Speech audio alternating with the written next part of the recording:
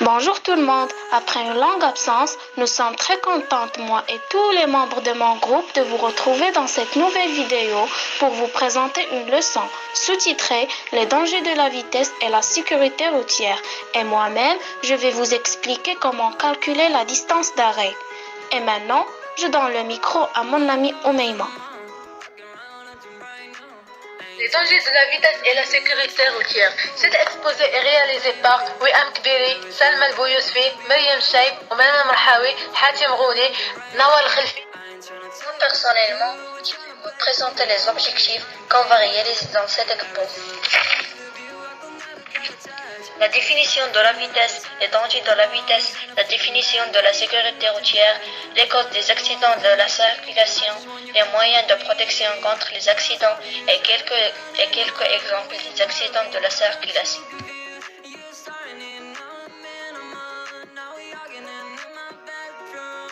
La vitesse est une action ou faculté de se déplacer rapidement, de parcourir un grand espace en un minimum de temps. Synonyme de célérité, rapidité, vélocité. Les dangers de la vitesse. La probabilité d'être impliqué dans un accident mortel double avec une augmentation de la vitesse tous les 5 km à l'heure au-dessus de la vitesse légale. Risque accru d'accident en raison du manque du temps pour prendre une décision appropriée afin d'éviter aux conducteurs les risques de la route en cas d'urgence. Un risque accru d'accident de collision en raison du manque de la distance entre le véhicule et les autres véhicules. Perte de contrôle et instabilité du véhicule. Risque accru d'accident en raison de l'incapacité de contrôler le véhicule dans des situations d'urgence telles que le cas d'éclatement des pneus. Augmentation de la probabilité d'accident en raison de l'incapacité d'éviter les erreurs des autres.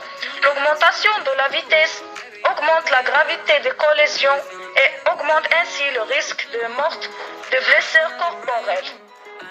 Qu'est-ce qu'une sécurité routière? La sécurité routière est l'ensemble des règles et services qui ont pour but d'assurer la sécurité des usagers de la route, piétons, automobilistes, motards, cyclistes, etc.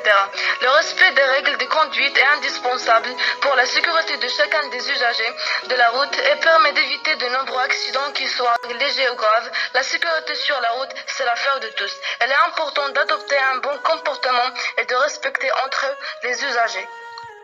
Alors, les causes des accidents de la circulation.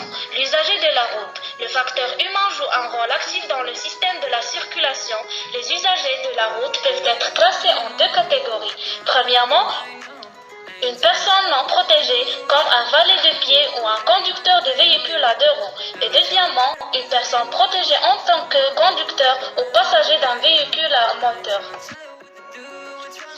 Moyens de protection contre les accidents. Quelques moyens de protection contre les accidents. Augmenter les campagnes de prévention par le biais des médias audiovisuels ou des journaux. Mettre en place des programmes programmés dès les premières années scolaires visant à éduquer l'enfant et le guider de son adaptation à la route. Organiser des séances de sensibilisation pour différents usagers de la route, en particulier des jeunes conducteurs. Mettre plus d'attention en école. Études approfondies des causes des accidents de circulation et élaboration de programmes de prévention fondés sur les résultats Je obtenus. vais vous expliquer comment calculer la distance d'arrêt. Et pour mieux comprendre, je vous propose un petit problème.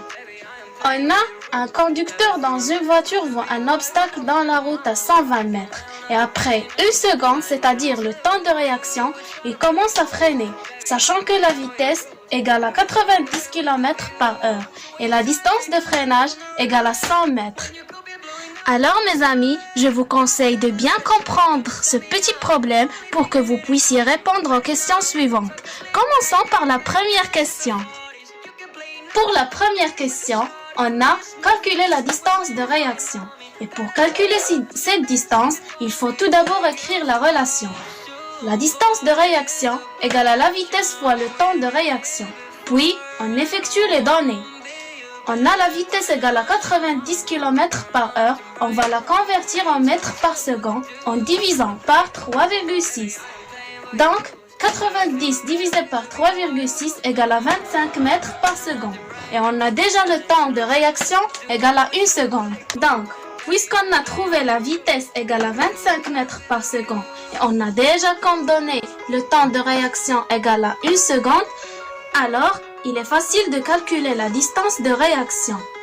Donc, on a comme application numérique la distance de réaction égale à la vitesse fois le temps de réaction. C'est-à-dire, on a la vitesse égale à 25 mètres par seconde et le temps de réaction égale à 1 seconde. Donc, la distance de réaction est 25 mètres. Alors, mes amis, pour la deuxième question, dans les deux facteurs qui influent sur la distance de réaction. Alors, ces facteurs sont, on a la vitesse du véhicule et l'état du conducteur. Et voilà, mes amis, on est arrivé à la dernière question et qui est la plus importante dans cette leçon. On a calculé la distance d'arrêt. Et pour calculer cette distance, on applique cette relation. La distance d'arrêt égale à la distance de réaction plus la distance de freinage. Et puisqu'on a déjà calculé la distance de réaction égale à 25 mètres et la distance de freinage égale à 100 mètres, donc on applique la relation et on remplace. On a la distance d'arrêt égale à 25 plus 100, alors la distance d'arrêt égale à 125. Chers copines et copains, nous sommes arrivés à la fin de cet exposé. J'espère que vous l'avez bien saisi dans votre mémoire. Et comme je vous remercie pour votre attention et compréhension, alors prenez soin de vous et comme disait toujours notre prof Rami, à très bientôt.